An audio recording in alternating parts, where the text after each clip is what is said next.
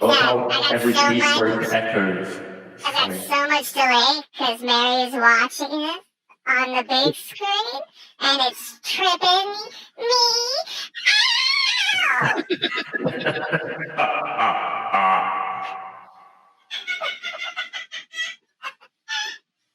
And Keith, you can use it with the other app too as well. I have to restart. It makes me, because I can hear myself. It makes me talk slow. Okay, there we go.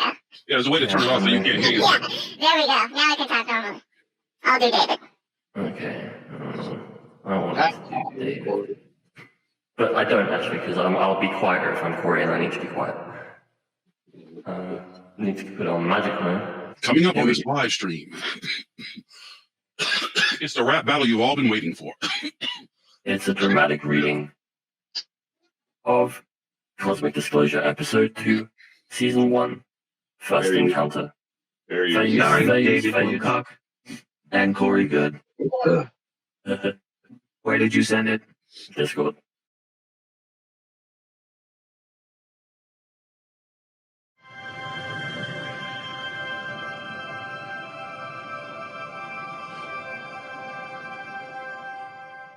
Oh yeah. How's this for a David Wilcock impression? I'm trying my Corey Good impression. Hello, I am Corey. I have a really monotonous voice. Welcome to Cosmic Disclosure. I am David Wilcock, and I am here with Mr. Corey Good. How are you today, Corey? I'm okay. Well, Corey, this has been such a wild adventure. You started talking to me basically every day, I think. When was it? Maybe last October, 2014? It is around October, yes. Something like that. And when we first started talking about this, you were just another insider coming forward. And then you suddenly decide to release your name because some people were figuring it out through investigation. And you got pulled into this alliance, which up until then, you really didn't have a whole lot of contact with it, right? It was a new thing that happened after we started to. After your name came out, you started to release more information. Right. My name was brought to this alliance, and by this new group of blue avians. They mentioned me by name, and they wanted me to be a liaison between them and other groups. So I was sort of thrust into it. And had these blue avians ever spoken to the space program people before? Yes, they were in contact with a person that I call by another name that's similar to his. Lieutenant Colonel Gonzalez. So, Gonzalez, had you met him before this new sequence of events where it happened your name was requested personally? No. Oh, okay.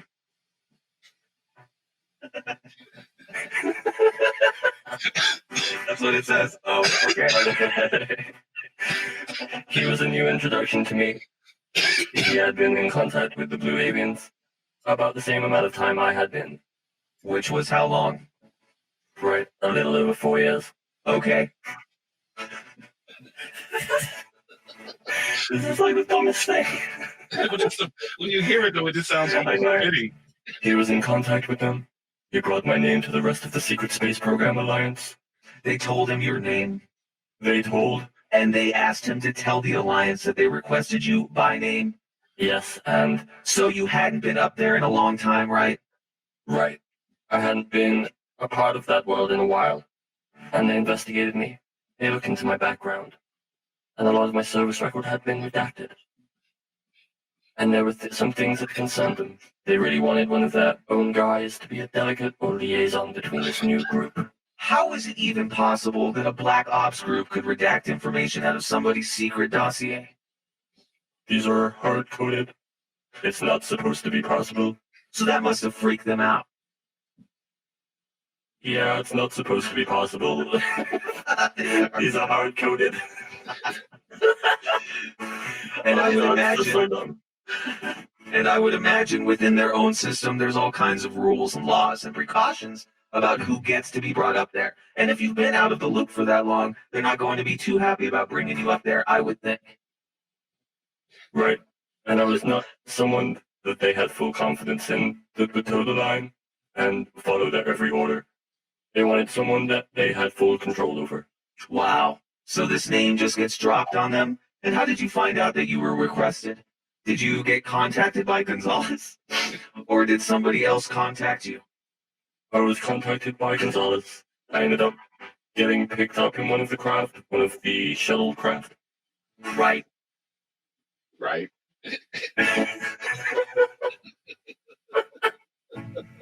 This is how they should do their interviews. Like artists. I watch it over again. This makes it so much more interesting. It's like taking science fiction and making it as science fiction as fucking possible. Like this makes it even more like fucking TV show is kind of stupid shit. And I was informed that I'd been selected by the Blue Avian. And I'd been informed by the Blue Avians that this was going to occur, and how would that take place? What is the typical Blue Avian contact like? they will either appear in my house, or they have little spheres come and bring me little orbs. You said they're 8 feet tall, so how do they fit in your house?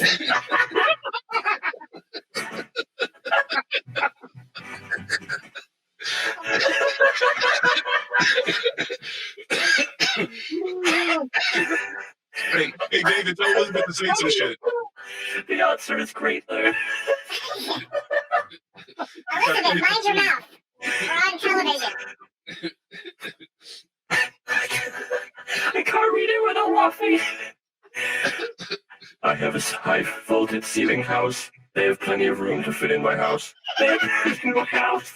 Do they appear to have gravity weight? Do they bend the floor or something? No, they don't bend the floor. Do they slouch over? Do they float, or do they appear to be standing on the floor? No, they're just standing there like a normal person would be standing there. And it looks totally solid and real? It doesn't look like a ghost? Right. Wow. Right. Yeah, they look like you could just walk up and touch them. How did it feel? How did it feel the first time this happened? That's how it was written. How did it feel the first time this happened? Were you shocked? Well, I mean, I had been in contact with them for a while. Sorry, I had to shoot somebody, but it was more of a personal nature. Right, you said 4 years. I remember that. For 4 years. So they had been doing this stuff on and off for 4 years, just appearing in your house? Right. It wasn't a very regular contact. So Gonzalez gives you the message that they're going to bring you up there, and you said that a shuttlecraft came. Could you briefly describe what the shuttlecraft is? How does that happen? Time out. Can you all switch voices? Yeah. So you do the one that Keats is doing, Keats do the one that Spooky's doing, please, for a minute.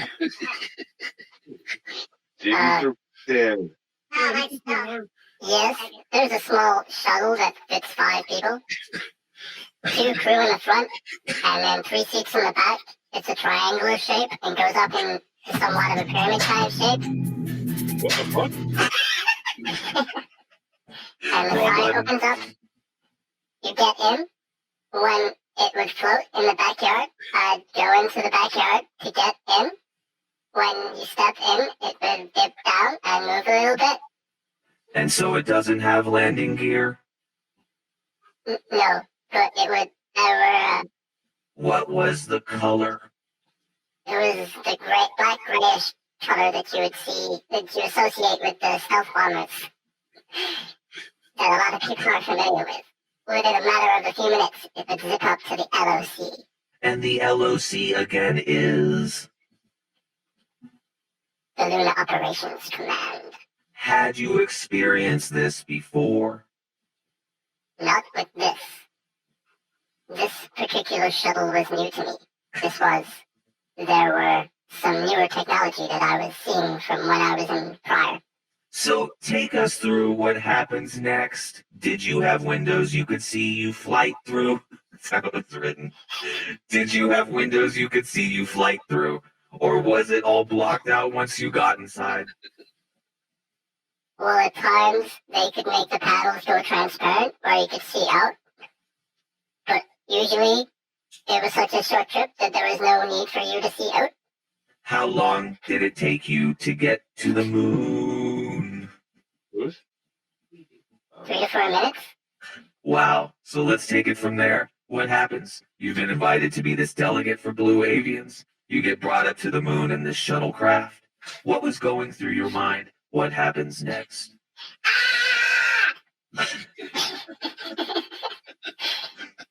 Do we have to do this whole thing? I could do this all day. Well, I really didn't know what to expect. I was never really given, a lot of intel beforehand. I got dressed real quick. I grabbed the quickest cap I could find off of the rack, which happened to be the hat I got when I went to Houston with my family. This is now while you're still in the house, before you got picked up. Yes. That's really awesome. So you got dressed? Oh, that's a lot of. And then it was when we toured NASA down in Houston, Texas. I had a NASA shirt, a NASA hat they brought us tourists. And I put on the NASA hat, and the night before, I didn't even think about it. My daughter is wanting to paint faces. She likes to paint faces, and she wanted to paint my face. And I knew I had that meeting the next morning up at the LOC, so I was like, no, I'm not going to do that. And she was just like, well, can I paint your hand? And so I said, okay. So she painted a green dinosaur, Tyrannosaurus Rex, on my hand, 11-year-old. So I didn't wash it off, and it stayed on all night. And it was pretty dry. And that was still on my hand. I was not looking all dapper and sharp for this first encounter. As I was getting off the craft, there were other craft. And in this particular time, when I got on the craft, there was another person on the craft that was a wide-eyed, it was a lady. And she looked like she had just gotten out of bed. And she was like, isn't this exciting? Isn't this wonderful? And she was just ecstatic. And it was just her and myself in a 3-seater in the back when we went up. And then we just... Are there 2 pilots in the front? Is that 2? Yeah. Spooky, can you go back to your... So 2 people have to run it. Keith, is that actually part of the app, or is that something we're doing? Yeah. Wait, Right. the app has the hip-hop in The it? app does, yeah. We don't have to run it. We don't have to run it. Okay. You can hear it now, right? Yeah. Okay. Right. 2 people were in the front, and then usually three, were in the seats in the back. It's usually just me getting in. What? One time, I was surprised when I opened up to see someone else in that. And when we behind me, we disembarked. What? Groups of people disembarking into this conference. They were trying to share our friends. They were starting to file into our line to go into the one area, the VIP area, Luna Operation VIP area. I was met by the guards who walked me past them to the conference room right next to that. And he walked me right into the very front of the very crowded room and he told me that I was very right there. And it was almost in the very front of the conference room, so I stood there. I put my thumbs in the front with my jeans fitting very big. Because I could feel the eyes upon me. I dropping inside to look around. I saw all these people in their sweatshirts in a cathedral, a conference room that went up very high. The room could hold around 300 people. There were people from all around the world. There were people in, politicians in India, up in there, with colors of color.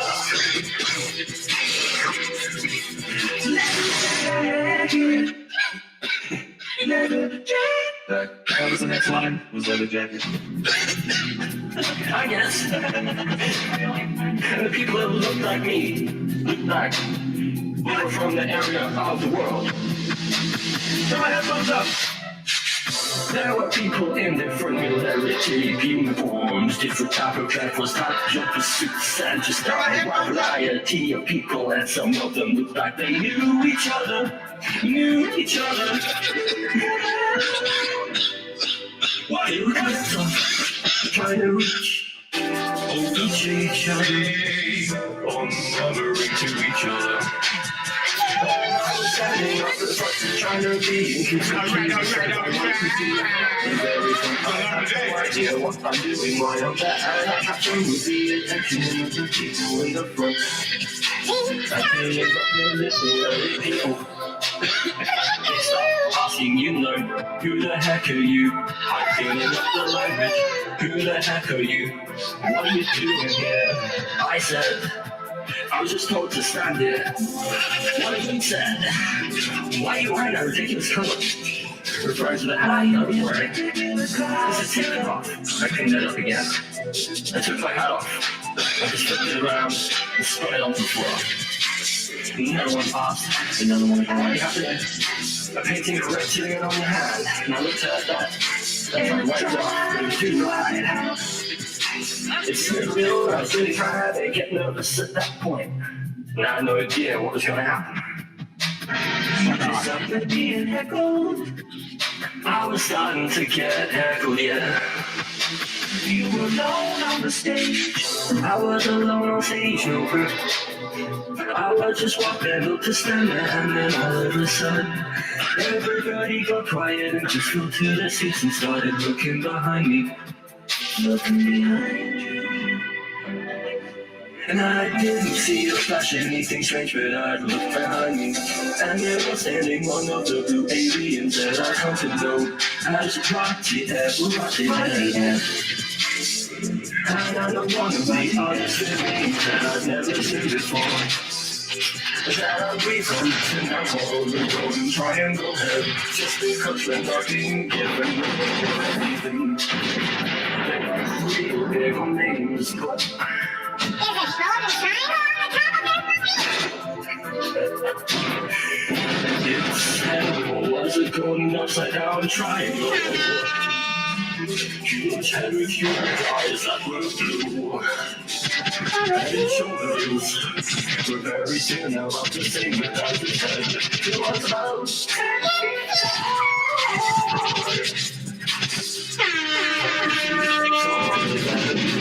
8 a.m. And it runs long and thin. And it's like turning a clothing.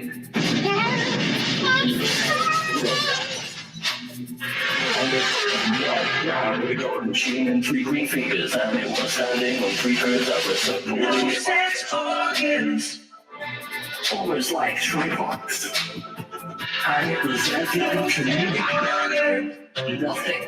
It just stood there. And it just seemed like it was up. Didn't have any bones in its body. And it just seemed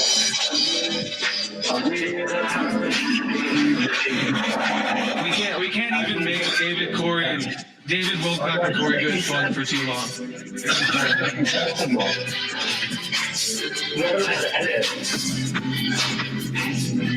Rot it out. You gotta keep communicating. That's right. It's live right here. It's the rap battle of hip hop. Telling stories, hip hop stuff, like you've never heard them before. Blue beings, UFOs, aliens all over the planet. SSP, 20 in black. All the craziness you've heard, like you've never heard it before. That's right. Live right here on CBS.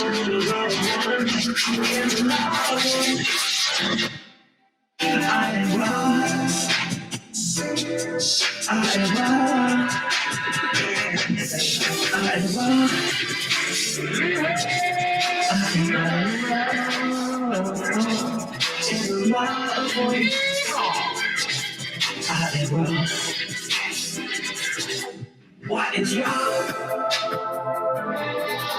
What is wrong?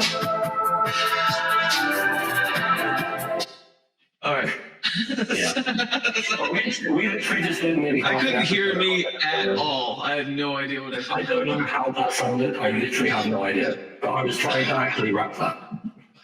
There were some moments. Yeah, there were some moments we were locking beats.